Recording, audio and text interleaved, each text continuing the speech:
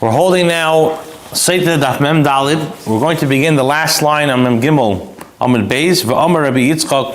We've been stating a few different halachas that were said in the name of Rabbi Yitzchak, Amr Rabbi Yechanan, Mishum Rabbi Eliezer ben Yaakov. So now we're going to have another memra, another teaching. V'Omer Rabbi Yitzchak, Amr Rabbi Yechanan, Mishum Rabbi Eliezer ben Yaakov. He says that meis toifes arba amis l'tuma. That a meis is metame dalet amis in his midst midrabanan.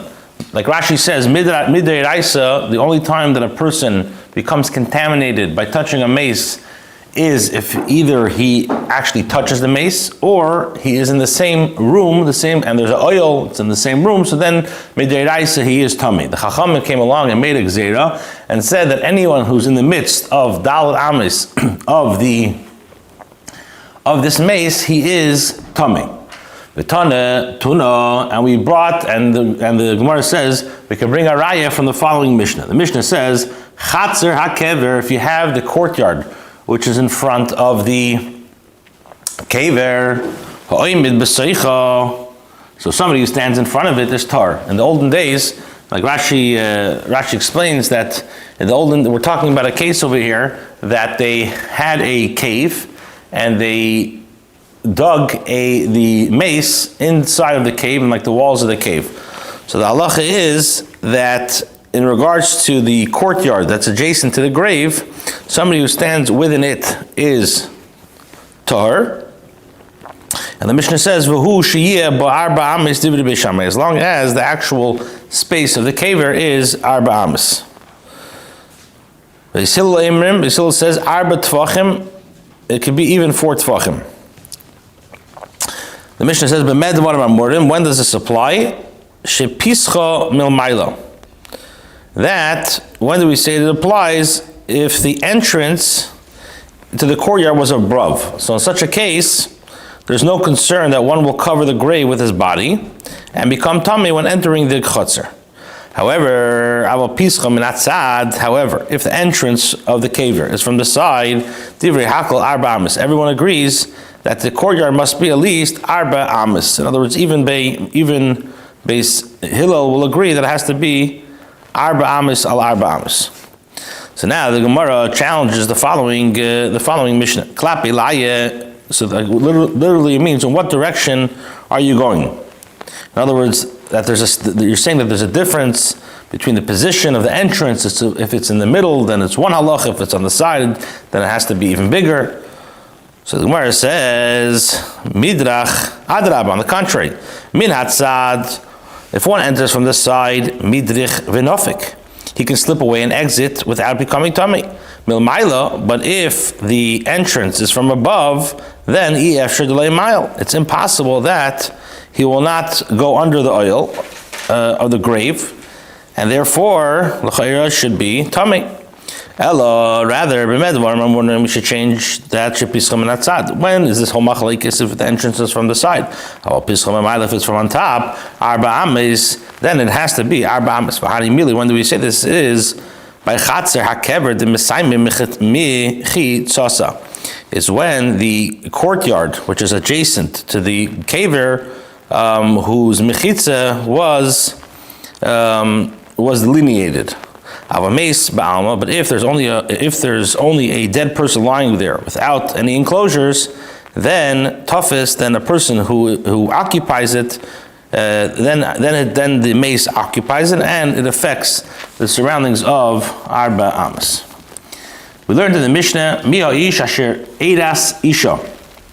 Mishnah says that the Kohen Mishulchan B'choma gets up and says, what man is there that has actually was ma'aris, betrothed his wife, and did not take her for a full-fledged wife? So the pasuk says, let him go and return to his wife. We learned in the Brisa, Ashir Eidas, the fact that the Torah says Ashir Eidas, Echad HaMa'aris HaSapsula, Echad HaMa'aris HaSalmana, Ve'echad Shemeres Yavam, Afilu Chamishach, and the Meis Echad Mehem Ba'Milchama. So, from the fact that the Torah says Ashir Edis, which she got engaged, teaches us that Sai, if he got engaged to a Psula, and Sai, if he got engaged to a Almana, and even a Yavama, which is a widow awaiting her Yavam. So this, in other words, this man is by war, and he now, the halacha is that even if he's a Shemeres Yavam, or she's a Shemeres Yavam, so then he can go back. And the halacha is, even if 5 brothers, in which we brought this yesterday, 5 brothers, and one of them dies in the war, they all return for this almana. Now, in addition, the pasuk says, so the halacha is kulam chayzun, they all go back. Loy lokach v'loy lekocha. The Torah says that the Torah could have said the word loy lokach. But what does it say? It doesn't say he has not taken a wife, but it says he has not taken her. What does that come to exclude? That in these cases, he will not be chayzer. Why? Because he was Eivor Alav. So the Gemara says, Leima, shall we say that the Torah is telling us? Or this, that the Mishnah is learning it out, that these people do not chayzer from the war, the loik Rabbi S Greenwald will not come out, and not like Rabbi S Greenwald. Why? Because if this was the Shitas of Rabbi S Greenwald, so l'chayra, you don't need to have a special limud to be memayet these cases. Why? Because and fakert ha'omar hayorach v'arach leivav, he said that from the words, the fear and the people who are a light heart, he says that it doesn't mean kipshutei, that it means hayorach v'arach leivav, but rather zeh misyari ma'aver shebiyadei. This means somebody who's scared of averis, that he has averis in his hands, and according to Rabbi S Greenwald, hamisyari ma'aver shebiyadei, he does go back from war. So l'chayra, these people that were over the prohibition of kiddushin, according to him, they would have to go back. And what do we see from our Mishnah? That they do not go back. So the l'chayra, that doesn't coincide with Shitas Rabbi S Greenwald. So the Gemara, no. I feel the time in Rabbi S Greenwald, you could say that it even goes the Shitas Rabbi S Greenwald. Kid the Rabba, like Rabba said, the Omar Rabba says that a kohen who's mekadesh, somebody who is osir to him, so the Rabba says, L'olam einei chayev ad sheyivon, that the kohen is not chayev for over the isra of kiddushin until they actually have relations. In other words, kiddushin alone, there's no isra. Ma'atam, what's the reason? Lo yikach mishum lo yichal. The Torah is giving a reason why the kiddushin is asr. Why? Because of lo yichal. Mishum hachin ileik ad sheyivon. Therefore, based on this limud, that lo yikach means lo yichal, that the lo yikach is only when it's lo yichal. So therefore, if the husband or did not actually if this couple did not have actual relations, then the lo yichalal doesn't take an effect, and therefore, since they're not true over averis, so it does not go back. Okay, then the Brisa said. Okay, so then the Gemara now the Gemara brings all the limudim that we learn from this pasuk. So the Torah, if you look in the order, the Torah says first Asher Bana, and then Asher Natan Asher Edis. First, we're talking about building a house, then we're talking about planting, and then getting married. So from here, the Brisa says, the Torah is teaching us now proper conduct. Sheyivne Odom Bayis, that a person should first build a house, and then eat a kenem, and then he should plant a vineyard, in other words, make parnasa, and then and then he should get married. And even Shloimo HaMelech says in his chachma, he says that the pasuk says, "Hochin b'chutz melachtecha v'adadeta basada loch achar uvanisa b'secha," which means that prepare your work outside, make fit for yourself in the field, and then afterwards build your house. So he says like this, Hochein bachutz melachtecha. What does it mean? Prepare your work outside. That means zabayis, build a house. And make a fit for yourself in the field. Zakerim, this refers to the vineyard. Achar v'nisa b'secha, and afterwards you build your house. Zay isha. This is a wife. Another explanation. What does it mean? Prepare your work outside. Mikra Mishnah. This refers to learning Psuk Mikra and Mishnais. Which refers to, what does it mean? And make fit for yourself in the field. This refers to Zegimara, this refers to learning Gemara. What does it mean? That, and afterwards build your house. This refers to Maisim Tovim. Rabbi Eliezer b'nei Shlomi Beis Haglili Hachin b'chutz Malachtecha Zemikra Mishnah U'Gemara. That this is all part of Gemara. And this what it says, V'ata basad Allah, is Eilu Maisim Tovim. V'achar v'nisa v'yisecha D'reish v'kibul socher. This refers to understanding of Torah and receiving reward, which is possible only after the initial steps of Mikra Mishnah Megillah and then Maisim Tovim. There's a letter of the Rebbe also about why, if l'cheira there's an inyan of first building a house, then not the kedem, and then getting married, why nowadays nishtano itim? Remember the details? I don't. Okay. Right there. Then we said, the Mishnah said, Ve'elu she'en chayzerim habena by beis shar. These are the following people. They do not go back from war. If they build a beis shar, Rabbi Yehuda says, even somebody who builds bayis al mechenei and didn't change anything, also does not go back. That if when he demoed his house, he added the same structure and an extra row of bricks, chayzer, then he would go back from war because he built something new.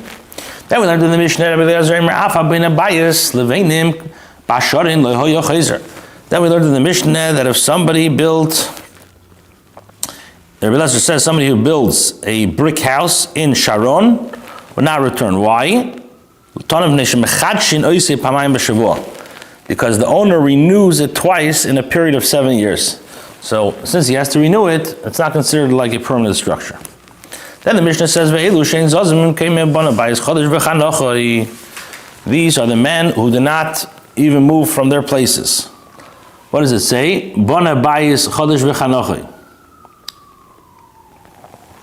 So the Mishnah says now the din of those who do not go from their place.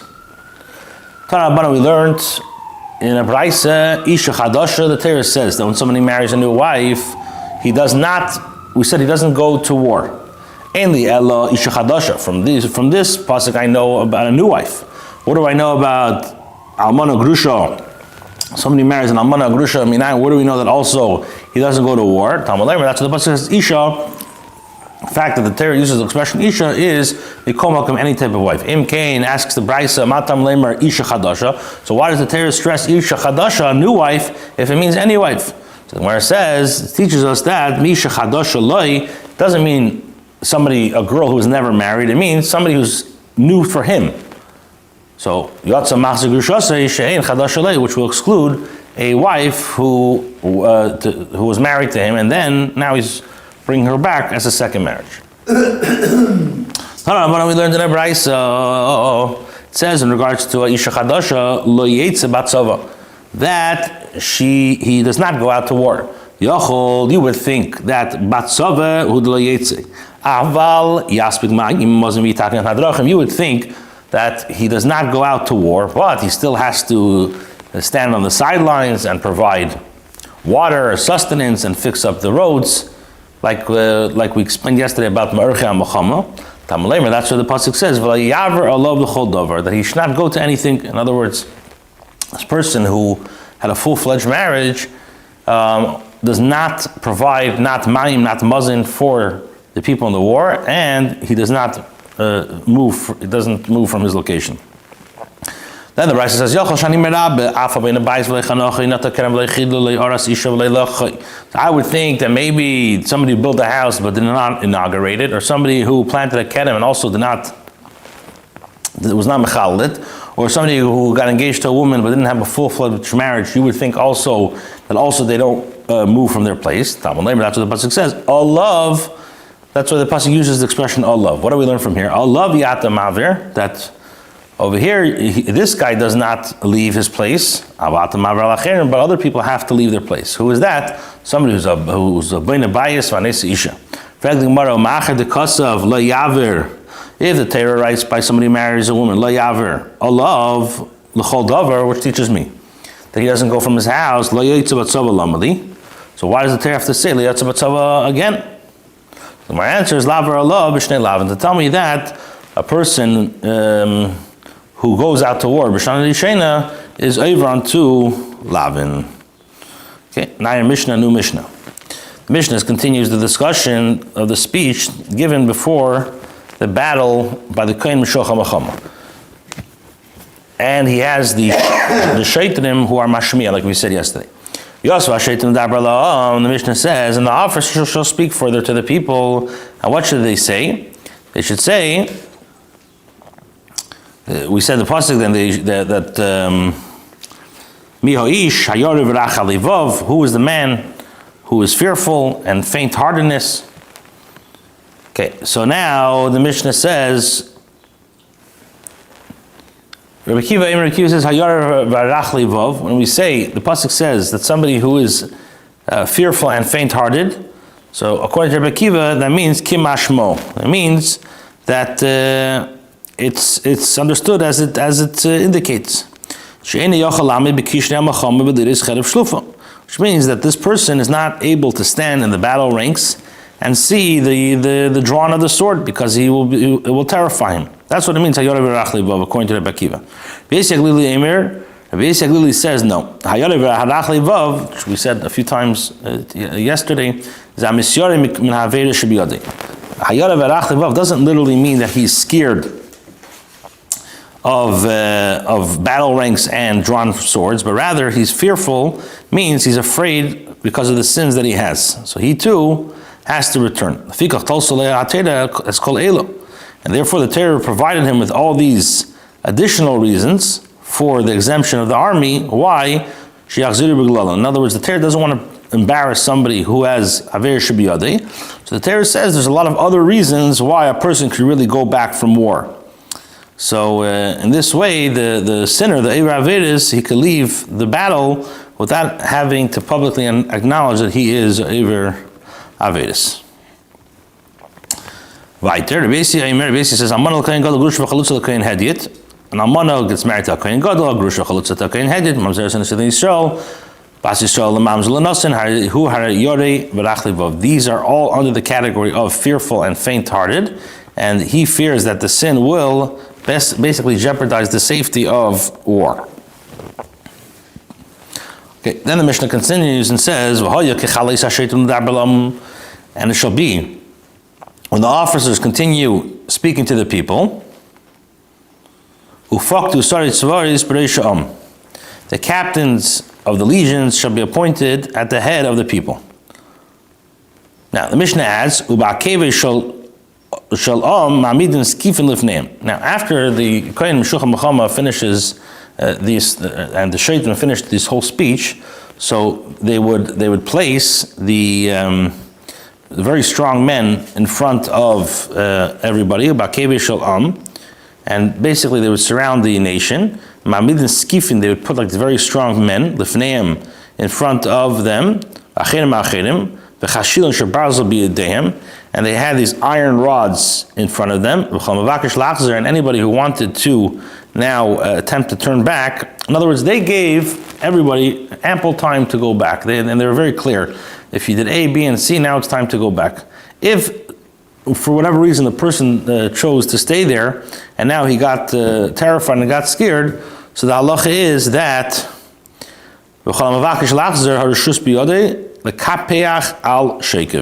anybody who attempts to turn back and flee from the war, so now the shiurim have the license to basically beat his legs. And the halacha is, like the Mafarshim explain, somebody who is running away is like a reidif. So you're allowed to kill him. You're allowed to like break his legs. Okay, turn over Mandala to Amid a base. Shetchilas Nisa Nefila, because the beginning of fleeing, when you start fleeing, that's the beginning of the downfall. Shneimar, as the pasuk says, Nos Yisrael Lifnei Plishtim, the Yidden has fled before the Plishtim, and there has been also a great slaughter amongst the people. So what do you see from here? It says by the Mecham of the Plishtim of the Yidden, says that the Magef and the Nefila were caused by the running away.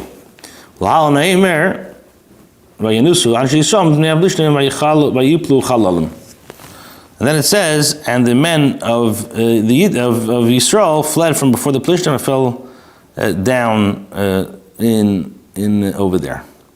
So basically, you see from these two psukim that when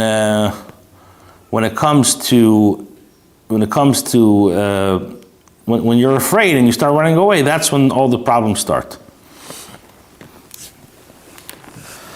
And it's not only it's a ruchnistic thing, but also begashmius, that when you start being scared and you start being frightened, that's when all the problems start. Okay, then the Mishnah concludes, when do we say this?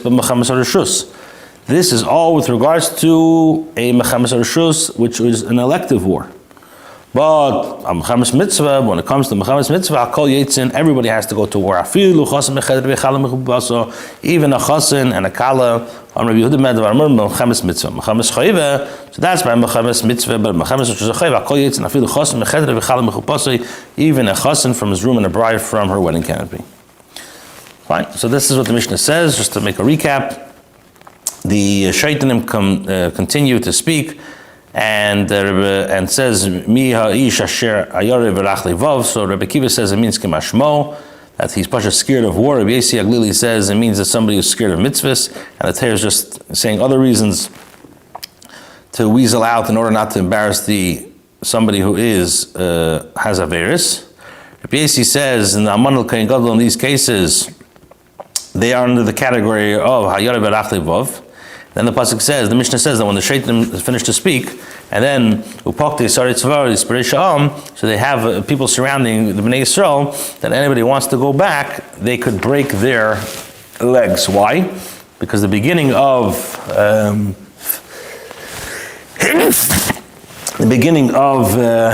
the downfall is the flee. Excuse me. Okay. And then the Gemara brought two psukim, and then we said that's all in regards to mechamas reshus. When it comes to mechamas mitzvah, everybody has to go out, even chasen from his room. The kalam mechupasan. Yehuda says that's all by mechamas mitzvah. Mechamas rechayva, everybody goes out, even a chasen and kala. Okay. So now the Gemara asks, "My ikab ben Yesi lir Rabbi Yesi Aglili." What's the difference between Rabbi Yesi and Rabbi Yesi Aglili? They're both talking about somebody who fears Averis. So the Gemara says, the difference would be if somebody's over on Avera d'Rabbanan.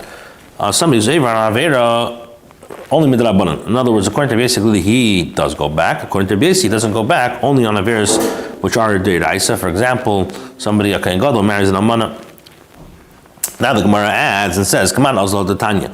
Who does this brisa go like in regards to going back to Archa Mechama?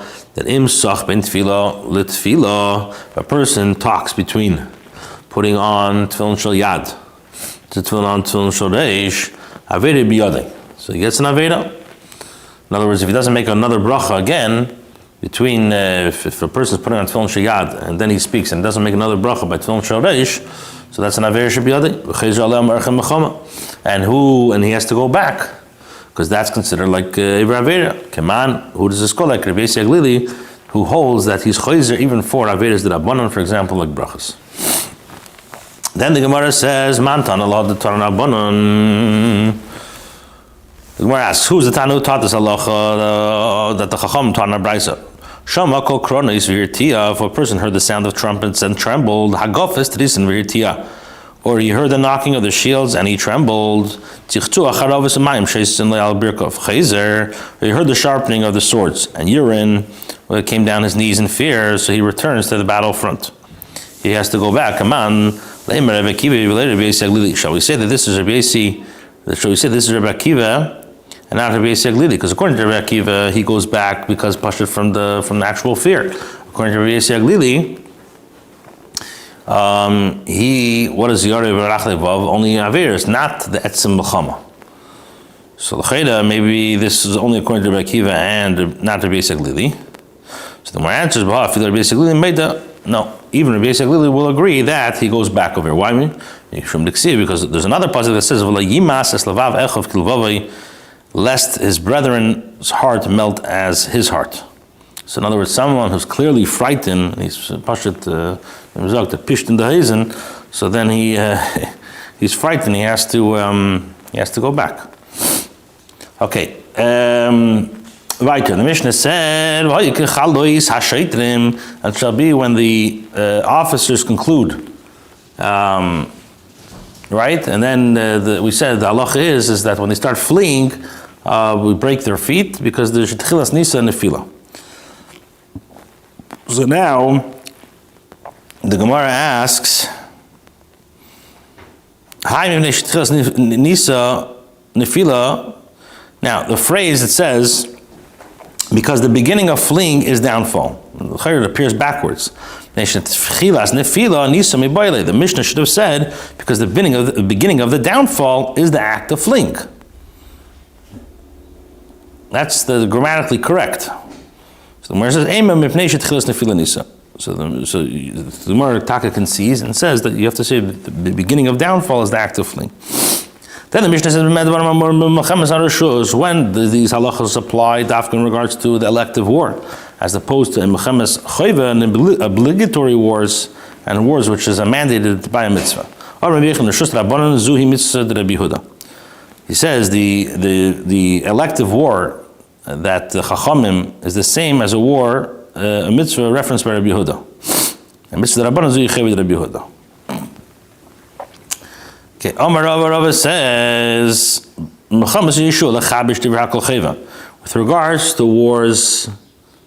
with regards to wars like Yeshua, that he conquered Eretz Yisrael, which was Al Piyad Dibur, that's the Rakol Chaver, everybody agrees it's a Chav, and everybody has to go out.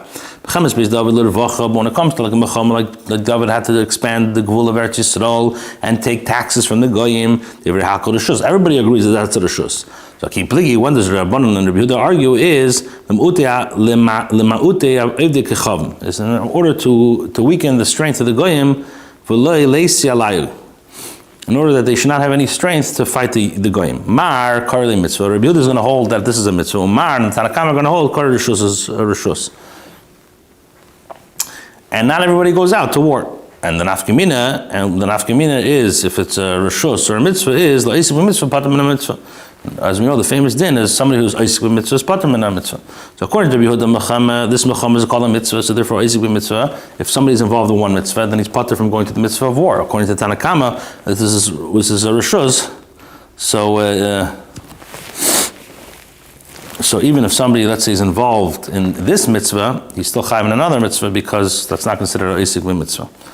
Okay, Baruch Hashem, Hadan Allah, Mishuach Mechama. We have now concluded the 8th chapter of Sota, and let's begin the 9th chapter. Okay, now, this paragraph is going to speak about, as we said in Daf Lamed Beis, that the Egla Rufa, which this is when somebody is murdered and you don't know who actually murdered him. So the halacha is that you have to bring an Egla Rufa, and then there's a whole ceremony that the Beis Din has to go out. So we're going to learn. So now, in certain cases of unsolved murder, the Torah says that there has to be an Egla Rufa, which means that the neck of the has to be broken. The neck of the animal has to be broken. Now, so Egla Rufa b'lashon kodesh.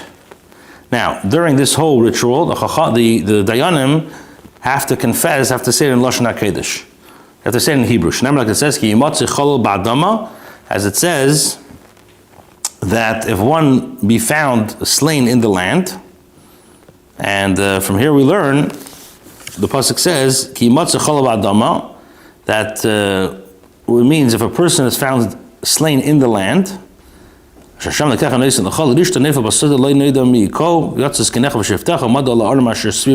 pasuk is saying that if a person is found to be slain in the land when Hashem has given you to possess, lying in the field, and it's not known who struck him, so that din is the elders and the judges shall go forth. So from here the Mishnah learns that that there were 3 members of the Beis Din HaGadol, the High Court of Sanhedrin, in Yerushalayim that would go out to see the corpse. Rabbi Yehuda says no. It was Chamisha, was 5 dayanim. Shneim, like it says, Zikei Necha. Pasuk says Zikei Necha, which means Shnayim. V'Sheif Techa is Shnayim, which is 2 and 2, is 4. And Beis Din Shakol Meisifin Aleim Oid, and we know that a Beis Din can never be even. They have to have odd numbers, so therefore you have to add another dayan. Why? Because the pasuk says the lashon first, Zikei Necha, and then it says V'Sheif Techa. Must be 2, 2, and then you can't have even, so you have odd, so you add one more. That's the machlekes between the Tanakama and Rabbi Yehuda. Now, if the corpse was found either concealed in a pile of stones, or hanging on a tree, or floating on the surface of the water, then the Dayanim would not break the neck of this Egla Rufa. Why? Like it says, Ba'adama, that the person found slain has to be in the land. Which means it cannot be concealed in the pile of stones. Neifel, when they say lying, it means and it can't be in the tree. Basada, what does it mean? In the field, and not floating on the surface of the water. Then the Mishnah said, Nimsa samach lasvar le'ir shtu b'nochem or le'ir she'en Beis Din. If the corpse was found close to the border of the country, or close to the city in which the majority of the people are goyim, or close to a city that is without Beis Din of the Chavdal Dayanim, so then the Chachamim, the Dayanim, will not break the neck of this Hefer. In Meidin Le'ir Sheish Beis Din, so the Skenim measure the distance from the corpse only to a city that has a rabbinical court of Chavdal Dayanim. So what we said in the Mishnah is, just to recap, we said the Egla Rufa, the ceremony that the Skenim say, they say Yodeinu Le'Shavchu, and these things, and then they say the Kaper L'Amcha Yisrael and all these things. So that is B'Lashon Kodesh. That has to be said B'Lashon Kodesh, and the Gemara is going to explain, because how did we learn that out? Really from Kimatzu Chala Ba'adama, but the Gemara will explain what that means. Then we said, it says Kenecha V'Sheif Techa, which means that there has to be 3 dayanim from Beis Din Yerushalayim. Yehuda says it has to be 5, because he says Kenecha is 2, Shiftecha is 2, and you can't have even numbers. Now, if they found this corpse either under a pile of stones, or in a heap, or there was hanging on a tree, or was floating on water, so then the Egla Rufa Din does not apply, because it says Ba'adama, which means it can't be hidden. In a gal, it says Neifel, not that it's Tali Be'ilan, and Tzafa Pnei Hamayim, and it cannot be Tzafa Pnei Hamayim. Now, if you found it next to the border, or by a the Gemara will explain what that means, or you found it, let's say, next to a city which is Rubev de Kechavim, or there's no Beis Din of Chavdalid Dayanim, then the din of Egla Rufa doesn't apply, and you only measure the distance from the corpse only to a city that has Chavdalid Dayanim. Okay, so now the Gemara asks, Mike Omar, how are you learning out? We're saying that it has to be Lashon Kodesh from Ki Yimatze Chala Ba'adama. How do you learn that out, that the Egla Rufa has to be Lashon Kodesh? So Amar Rabavo says, we're really not learning it out from that pasuk, rather learning it out from a different pasuk. Hachikamer, this is what the Mishnah means to say. Shenamar, like it says by Egla Rufa V'anu V'amru, it says the words V'anu V'amru, Lahalan, it says by the brachas and klolis, which we had already once. V'anu Alevim V'amru, so we can learn Gzeir Shava. Ma Aniya Amur Lahalan, just like by the brachas and the klolis, by Hagrizim and Ha'evel, it was B'Lashon HaKodesh. Afkan, so too, the Aniya is B'Lashon HaKodesh. Now, then we said, V'seder Egla Rufa Ketzad, and then you have to add, and what's the Seder Egla Rufa? Kimatzu Chala Ba'adama, V'yatz Kinech V'shavtecha, Shleish Beis Din HaGadol Yerushalayim Hayu Yotzin. Okay, then the Mishnah says, Rabbi Yehuda says that it has to be Chamisha. It has to be 5 dayanim. Tana Abanon, V'yatzus Kinech V'shavtecha, Skinecha Shnayim, V'shavtecha Shnayim. And we know in Beis Din Gadol, in Beis Din Shakol, you can't have an even number, and Mesifin Leim Eidachad. Harikan Chamisha Divrei Rabbi Yehuda. So it's very clear why you have to have 5 dayanim by the Egla Rufa case. Rabbi Shimon says no. Skenecha Shnayim. And ve'ein based in shokol, you can't have equal. So Mesifan Aleim Eidachad Harikan Shleisha. So Frag the Gemara, Rabbi Shimon Nami, according to Rabbi Shimon L'Chaira, who's learning that all you need is 3 dayanim, Haksiv V'Sheiftecha. The pasuk says V'Sheiftecha. What does he do with that word of V'Sheiftecha? So the Gemara says, Miboilei, he needs it for them, Yuchadin She B'Sheiftecha, to tell us that when the Beis Din HaGadol sends the dayanim, that has to be from from the distinguished amongst of the dayanim. In the dayanim, it has to be from the top of the dayanim in the Beis Din HaGadol from the Lishkas HaGazis. According to Rabbi Yehuda learns Sheiftecha that you need 2 dayanim. Where does he know that that it has to be from Beis Din HaGadol? Sorry, let me just explain myself a little bit better. Rabbi Shimon is going to say that Sheiftecha, what does he do that they have to be not in the Beis Din. It has to be from the Beis Din HaGadol. In Lishkas HaGazis. That's where the dayanim have to be. So, according to Rabbi Yehuda, where does he know that it has to be from Beis Din HaGadol? So he says, Meziknei zkinecha nafka. It could have said zkini or zkinecha. What's this extra chaf? Shebishivtecha. So it's extra. It teaches me that it has to be from Beis Din HaGadol. Okay. Reb Shimon is going to tell you, who learns that he's not going to learn from the extra chaf of skinecha. You can't learn that. And he says, Ki kosav rachmana ziknei, when the Torah could have wrote ziknei, I would think, because if the Torah would have wrote without the chaf ziknei, I would think, I feel a ziknei ashuk, even people not from the Sanhedrin. So kosav rachmana zikinecha, that's what the Torah writes with the extra chaf, that has to be from Sanhedrin. Now, if the Torah would have wrote zikinecha, even people regular Sanhedrin, not from Lishkas HaGazis. So therefore, therefore the Torah writes that has to be from Sanhedrin Gedela, who are in Lishkas HaGazis. Now, the Gemara asks for Rabbi Yehuda, Gomar Ziknei Ha'eda. He learns from Ziknei Ha'eda, which this speaks about the Par Helam Dover, but Tzibur. So Ma Halam, just like the Par Helam Dover has Miyuchadon Shebe'eda, it's like the Ziknei Ha'eda, Afkan, so too by the measurements of the Egla Rufa, you need to have Miyuchadon Shebe'eda, which are people from the Sanhedrin. And Sheiftecha, I learn out that it's 2. Now, the Gemara asks, the Gemara says, Gomar, if Rabbi Yehuda is going to learn from the Param Davar, the Gemara, the Kula Milsamasim, he should learn out all the dinim that you need to have 5. So Zekinecha v'Shiftecha lamali. So why don't you have the pasuk of Zekinecha v'Shiftecha? So rather, the Gemara returns and says, Ela Vav v'Shiftecha l'minyane. The v'Shiftecha is to add 2 more to the count. And Rabbi Shimon, turn over Memhei, Vav loy mashmalei. Shimon is going to tell you he does not learn out the actual vav. So the Gemara says Elama'ata v'yatzu shnayim madu shnayim.